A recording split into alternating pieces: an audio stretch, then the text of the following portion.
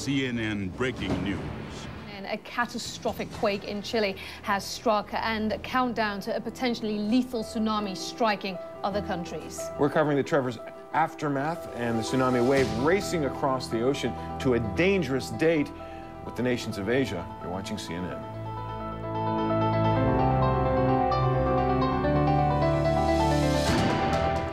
There will be earthquake. There are two countries, apart from Haiti, it will be twice.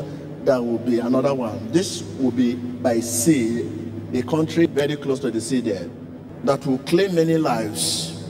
Well, here's what we know right now. Let's bring you up to speed with the very latest coming into us here at CNN. At least 147 people were killed in the 8.8 magnitude quake. It struck just 100 kilometers from Chile, right around 3:30 in the morning, when a lot of people were asleep in their beds.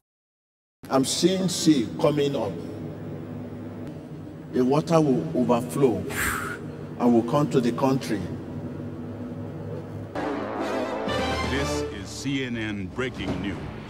Well, we have some confirmation now, some breaking news, Frederica, that we want to bring to you, that we're getting reports on the Big Island now that the tsunami has begun, that it has officially begun, and we're starting to see water level rises on the range of about 3 feet. The earthquake triggered tsunami warnings all across the Pacific Ocean. The provincial governor of Chile's Juan Fernandez Island says a massive wave struck just hours ago, killing at least 3 people. This is Talcahuano, Chile. This is one of the first spots to be struck by the water after the earthquake, and you're getting a sense of the destruction, of the emergency effort, and of a community literally that was hit before it knew what was coming. They would have had just seconds, right, Evan?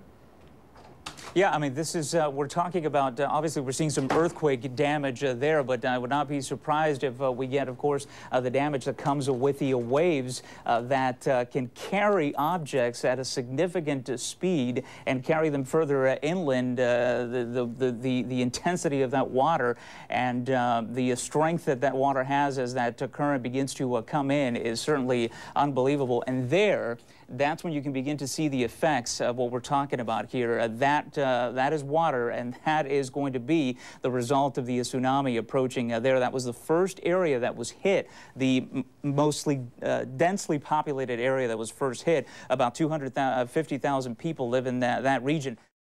I'm seeing children and many trapped. Some of the images that are coming into the international desk really speak volumes about what's going on in Chile right now. For example, let me give you an idea of the rescue efforts going on right now. Let me show you a video of a family that was rescued this morning just before dawn.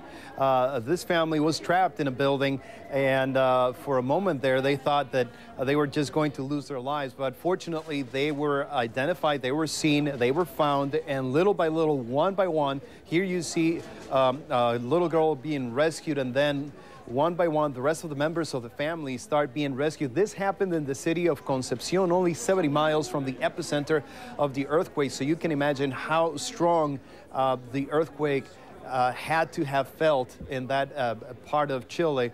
The girl and her family seem doing well, no major injuries that we can talk about. So this is one of the success stories that we can talk about after this morning's 8.8 magnitude earthquake. Exactly, it's very difficult to determine. Just in Santiago alone, there are 5 million people. Just to give you an idea, there's absolutely no indication as to how many people remain trapped at this hour, but just by the sheer number of the population, you can get a pretty good idea. In places like the town of Concepcion, about 670,000 people, dozens are believed to still be trapped. So as this story develops, we're going to definitely get a better idea of how many people may have been trapped, and also the death toll, Aisha, that you guys already mentioned. It stands at 147 right now. 147 people killed as a result of this earthquake. There will be earthquake. It will be when people are moving on the bridge, a vehicle on the queue or traffic, something like that. The quake measured a powerful 8.8 magnitude, and it was centered just off the coast of central Chile. More than 100 people have been killed, and buildings, roads, and bridges have collapsed. Now, in fact, there are tsunami warnings across the entire Pacific region.